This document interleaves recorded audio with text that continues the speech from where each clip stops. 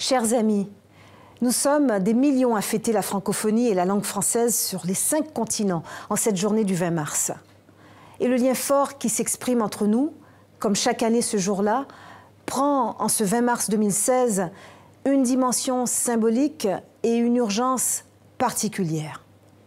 En effet, nombre de pays de l'espace francophone et tant d'autres sont depuis plusieurs mois touchés au cœur par des attentats terroristes lâches, cruels et meurtriers, perpétrés au nom d'une idéologie de la haine. La menace plane encore et toujours, mais à la stratégie de la terreur, les populations ont voulu partout répondre par le courage, par la volonté de se dresser fièrement et de célébrer la vie. Les frontières sont tombées, du Mali à la France et à la Belgique, du Cameroun à la Tunisie, du Niger au Canada, du Tchad à l'Égypte, du Liban à Madagascar, du Burkina Faso au Québec et à la Suisse, du Vietnam au Burundi et à la Roumanie. Les messages de solidarité sont venus sur tous les continents se mêler.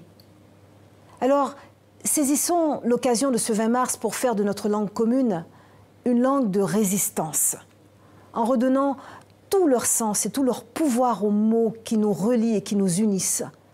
Tous les mots nous parlent, mais certains plus que d'autres, parce qu'ils expriment l'essence profonde de la condition humaine. Liberté, égalité, solidarité, fraternité, diversité, universalité. Ces mots, écoutons-les résonner avec force. Ils disent, siècle après siècle, le triomphe de la lumière sur l'ombre, de l'esprit des lumières, de toutes nos lumières, sur l'obscurantisme et la barbarie. Ils disent notre égalité en dignité et en droit, des droits universels, inaliénables, indivisibles. Ils disent la conscience et l'acceptation de notre humanité commune et de notre destinée commune.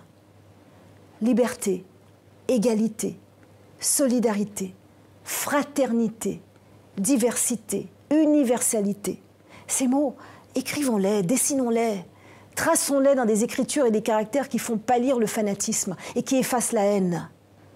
Ces mots, revendiquons-les avec fierté, chantons-les sur tous les tons, scandons-les sans relâche. Ils disent notre volonté de faire reculer et de vaincre l'intolérable et l'inacceptable. Ils disent notre volonté de vivre libre, ensemble, pacifiquement, d'agir ensemble, solidairement, de penser l'avenir ensemble, fraternellement. Alors, en cette journée internationale de la francophonie, fêtons partout avec allégresse et une conviction renouvelée le pouvoir de notre langue commune, la langue française, et le pouvoir des mots.